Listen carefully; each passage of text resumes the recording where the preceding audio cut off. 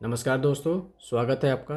आज हम लोग BA BSc fifth semester physical education के दूसरे पेपर जिसका नाम है किन्सियोलॉजी एंड बायोमैकेनिक्स इन स्पोर्ट्स के दूसरे एमसीक्यू प्रैक्टिस सेट को देखेंगे। आप चैनल को सब्सक्राइब करिए, वीडियो को शेयर व लाइक करिए। चलिए देखते हैं पहला प्रश्न क्या है। जोड़ के का अध्ययन किसे कहते हैं? What is called study of joint? आपके ऑप्शन है ए ऑस्टियोलॉजी, बी अर्थोलॉजी, सी एंजियोलॉजी और डी मायोलॉजी। तो इसका सही उत्तर है आपका बी ऑर्थोलॉजी। आपका स्टडी ऑफ ज्वाइंट्स या जोड़ों के अध्ययन को कहा जाता है। दूसरा प्रश्न देखते हैं। जोड़ जिम्मेदार हैं, joints are responsible for. Joint किसके लिए रिस्पॉन्सिबल है ये बताना है इसमें। आपके ऑप्शन है A mobility, B stability, C A and B both और डी नन ऑफ दीज। इसका सही उत्तर है आपका सी ए एंड बी दोनों, मतलब ज्वाइंट मोबिलिटी और स्टेबिलिटी दोनों के लिए जो है रिस्पॉन्सिबल होते हैं। तीसरा प्रश्न देखते हैं हम लोग। बायोमैकेनिक्स के जनक कौन है? Who is the father of biomechanics? आपके ऑप्शन है एम्ब्रोस पैरे, बी लुंगी गाल्वनी, सी गायोवेनी अल्फांसो बोरली और सी कैथियम नॉर्किन। तो इसका सही उत्तर है आपका सी गायोवेनी अल्फांसो बोरली जो हैं इसके फादर ऑफ बायोमैकेनिक्स हैं। अगला प्रश्न देखते हैं हम लोग। टार्सो मेटाटार्सल, चौथा प्रश्न है। टार्सो मेटाटार्सल जोड़ पर गति की अनुमति होती है। Movement permitted at tarso metatarsal joint is. मतलब टार्सो मेटाटार्सल ज्वाइंट जो होता है वहाँ पे कौन सी मूवमेंट होती हैं? आपके ऑप्शन है A sliding, B rotation, C spin, D all of the above. तो इसका सही उत्तर आपका ए स्लाइडिंग मूवमेंट यहाँ पे होता है। पांचवा प्रश्न देखते हैं। मानव शरीर में कितने प्रकार के जोड़ होते हैं? How many types of joint in human body? आपके ऑप्शन है ए 1, बी 2, सी 3 और डी 4। तो इसका सही उत्तर है आपका सी 3। ह्यूमन जॉइंट में, मानव शरीर में मेनली 3 प्रकार के जॉइंट होते हैं, इमूवेबल, स्लाइडिंग मूवेबल और फ्रीली मूवेबल। इसी को आपका और भी नाम कहता है साइनाथोरोसिस, एम्पेथोसिस और डायथ्रोसिस भी कहा जाता है। और इसी को और भी एक नाम कहा जाता है फाइब्रस, कार्टिलेजियस और साइनोवियल। ये अलग अलग तरीके से तीनों एक ही ना है, अलग अलग नाम बस दिया गया है। 3 प्रकार के ज्वाइंट होते हैं। प्रश्न संख्या 6 देखते हैं। टखने के पैर परिसर में हड्डियों की संख्या है, मतलब number of bones in ankle foot complex is. आपके ऑप्शन है ए 16 बोन, बी 26 बोन्स, सी 19 बोन्स और डी 23 बोन्स। इसका सही उत्तर है आपका बी, जो एंकल फुट कॉम्प्लेक्स होता है वहाँ पे आपका 26 बोन्स होते हैं। सातवां प्रश्न देखते हैं। जब किसी शरीर के सभी अंग एक सीधी रेखा में गति करते हैं तो उसे क्या कहते हैं? What when all the parts of a body move in straight line it is called. मतलब कोई बॉडी है जो एक सीधी रेखा में गति कर रही है तो उसे क्या कहेंगे? कौन सा मोशन कहेंगे, कौन सा गति कहेंगे? आपके ऑप्शन है linear motion, B angular motion, C general motion और डी स्पेसिफिक मोशन। तो इसका सही उत्तर है आपका ए लीनियर मोशन या रेखीय गति कहा जाता है। सातवां प्रश्न देखते हैं हम लोग क्या है। आठवां प्रश्न। जमीन के संपर्क में आने वाले किसी पिंड पर लगने वाले बल को कहा जाता है? Force exerted by the ground on a body is contact with it is known as. आपके ऑप्शन है A angular force, B parallel force, C ground reaction force और डी इक्विवोकल फोर्स। इसका सही उत्तर है आपका सी ग्राउंड रिएक्शन फोर्स। नौवां प्रश्न देखते हैं। रेखीय एवं कोणीय गति का संयोजन, combination of linear and angular motion is. मतलब कॉम्बिनेशन लीनियर मोशन और एंगुलर मोशन, इन दोनों के कॉम्बिनेशन का जो मोशन बनता है उसको क्या कहा जाता है?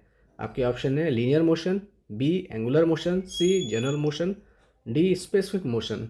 इसका सही उत्तर है आपका सी जनरल मोशन कहा जाता है। अगला प्रश्न देखते हैं। प्रश्न संख्या 10।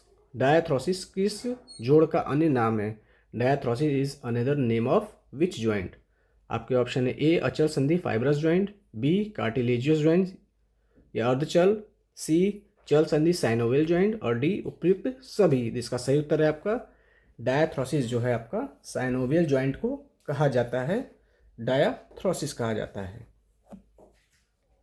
सही उत्तर है इसका सी साइनोवियल ज्वाइंट या डायाथ्रोसिस। ऐसे ही आपका जो स्लाइडली मूव फिक्स ज्वाइंट होता है जो उसको साइनाथ्रोसिस कहा जाता है, जो स्लाइडली मूवेबल होता है उसे कार्टिलेजियस या आपका एम्पियाथ्रोसिस कहा जाता है।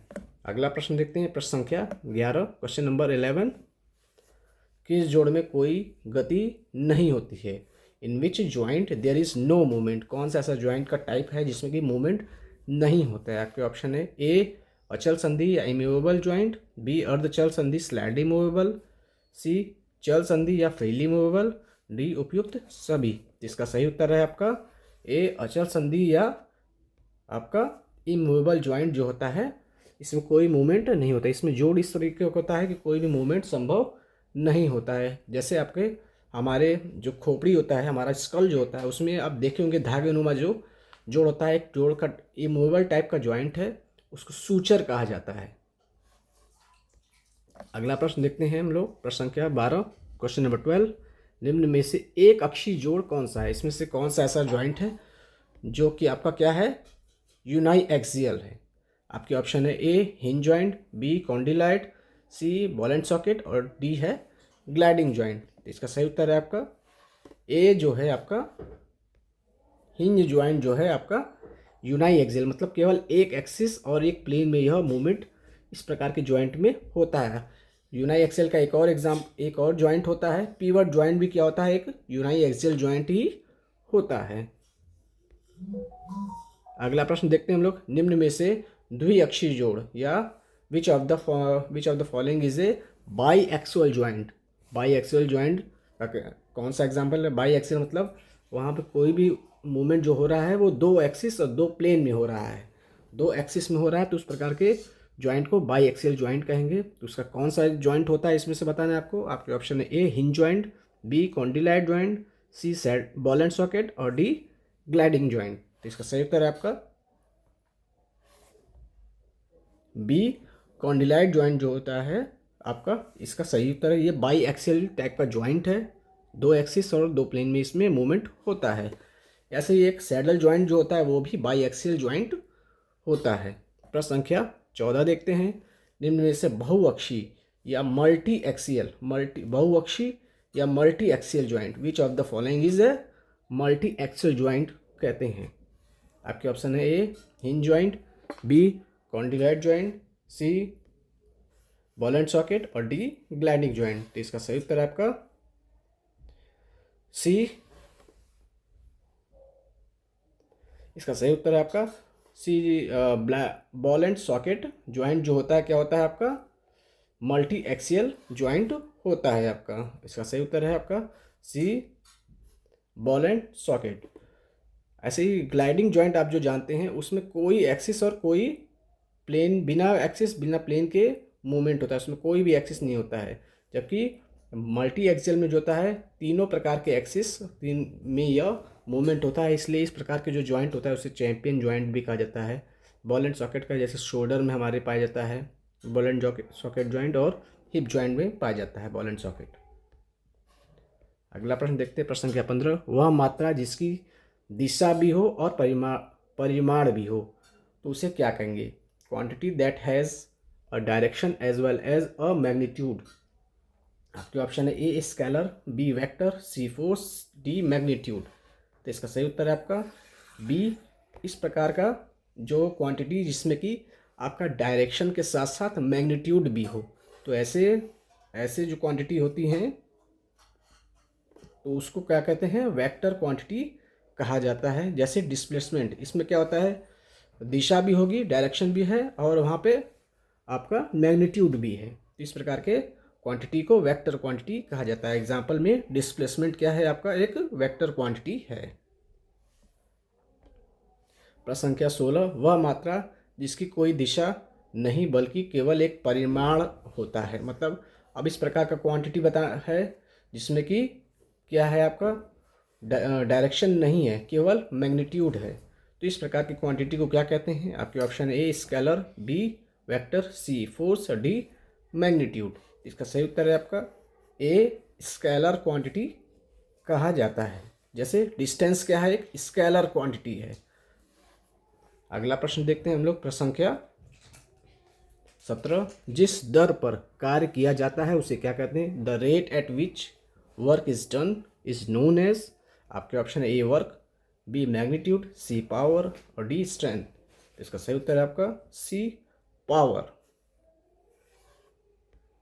अगला प्रश्न देखते हैं, वह समय 18वां प्रश्न, वह समय जिसमें एक एथलीट किसी भी गतिविधि के दौरान जमीन के संपर्क में नहीं होता है उसे कहा जाता है during of time in which an athlete is not in contact with the ground during any movement is known as. आपके option A stance phase, B swing phase, C flight phase और डी नन ऑफ दिस। इसका सही उत्तर है आपका C flight phase. Flight phase में क्या होता है? एथलीट बॉडी जो ग्राउंड के संपर्क में नहीं होता है उसे फ्लाइट फेज कहा जाता है। प्रश्न संख्या 19, मांसपेशियों का कार्य जो तब होता है जब तनाव के कारण मांसपेशियां छोटी है। वह ऐसा मूवमेंट, वह ऐसा कार्य जिसमें कि मांसपेशियों के जो है साइज जो होता है छोटा होता है, तो इसे क्या कहते हैं? Muscles work that occurs when muscles shorten under tension. जब टेंशन डेवलप हो रहा है, मसल शॉर्ट हो रहा है, तो उसे कौन सा कॉन्ट्रैक्शन कहेंगे? आपके ऑप्शन है ए कॉन्सेंट्रिक, बी इसेंट्रिक, सी आइसोमेट्रिक और डी आइसोकाइनेटिक। तो इसका सही उत्तर है आपका ए कॉन्सेंट्रिक कॉन्ट्रैक्शन उसे कहा जाता है। ये कॉन्सेंट्रिक कॉन्ट्रैक्शन जो होता है आइसोटोनिक कॉन्ट्रैक्शन का ही एक पार्ट होता है। अगला प्रश्न देखते हैं, प्रश्न संख्या 20, मांसपेशियों का कार्य जो तब होता है जब मांसपेशियां तनाव में के तहत लंबी हो जाती हैं। Muscles work that occurs when muscles lengthening under tension. मतलब आपका फ्लेक्शन जिससे हुआ है, कॉन्सेंट्रिक हुआ है, उसके बाद जो मसल्स फिर अपने वापस लेंथ में जा रहा है, वापस अपने पुराने कंडीशन में जा रहा है, तो उसे कौन सा कॉन्ट्रैक्शन कहेंगे? आपके ऑप्शन है ए कॉन्सेंट्रिक, बी इसेंट्रिक, सी आइसोमेट्रिक और डी आइसोकाइनेटिक। तो इसका सही उत्तर आपका बी इसेंट्रिक। इसको कौन सा कहेंगे? आपका कॉन्ट्रैक्शन इसेंट्रिक। कॉन्सेंट्रिक और इसेंट्रिक मिलकर ही आइसोटोनिक कॉन्ट्रैक्शन बनाते हैं। प्रश्न संख्या 21, मांसपेशियों का काम जो तब होता है जब तनाव के तहत मांसपेशियों की लंबाई में कोई बदलाव नहीं होता है। मतलब muscles work that occurs when there is no changes in muscles length. आपका कॉन्ट्रैक्शन तो हुआ लेकिन मसल्स के लेंथ में कोई भी बदलाव नहीं हुआ, तो इस प्रकार के कॉन्ट्रैक्शन को क्या कहेंगे? आपके ऑप्शन है ए कॉन्सेंट्रिक, बी इसेंट्रिक, सी आइसोमेट्रिक और डी आइसोकाइनेटिक। तो इसका सही उत्तर है आपका सी आइसोमेट्रिक कॉन्ट्रैक्शन कहते हैं। प्रश्न संख्या 22, जब शरीर का कोई अंग वृत्त में घूमता है तो उसे क्या कहते हैं? When a body part moves in circle it is called. आपके ऑप्शन है A linear motion, B angular motion, C general motion और डी स्पेसिफिक मोशन। इसका सही उत्तर है आपका बी एंगुलर मोशन। प्रश्न संख्या 23 देखते हैं, मानव शरीर में प्रथम श्रेणी का लीवर का उदाहरण है। Example of first class lever in human body is. आपके ऑप्शन है A stand up on tip toes, B bending elbow, C nodding at atlanto occipital joint और डी नन ऑफ दिस। इसका सही उत्तर है आपका C nodding at atlanto occipital joint. प्रश्न संख्या 24, मानव शरीर में द्वितीय श्रेणी का लीवर का उदाहरण है। आपका example of second class lever in human body is. आपके ऑप्शन है stand up on tiptoes, B bending elbow, C nodding at atlanto occipital joint और डी नन ऑफ दीज। तो इसका सही उत्तर है आपका A standing up on tiptoes. ये सेकेंड क्लास के लीवर का एग्जाम्पल है हमारे ह्यूमन बॉडी में। प्रश्न संख्या 25 और अंतिम प्रश्न है, मानव शरीर में तृतीय श्रेणी का लीवर का उदाहरण है। Example of third class lever in human body is. आपके ऑप्शन है A stand up on toes on tip toes, B bending elbow, C nodding at लाटांटलो ऑसिपिटल ज्वाइंट और डी नन ऑफ दीज। इसका सही उत्तर आपका बी बेंडिंग एल्बो। ये क्या है, मानव शरीर में थर्ड क्लास के लीवर का एग्जाम्पल है। तो इस प्रकार हमने BA 5th सेमेस्टर के दूसरे paper kinesiology and mechanics in sports के दूसरे MCQ को देखा। उम्मीद है आपको वीडियो पसंद आया होगा। चैनल को सब्सक्राइब करिए, वीडियो शेयर करिए, लाइक करिए। बहुत बहुत धन्यवाद।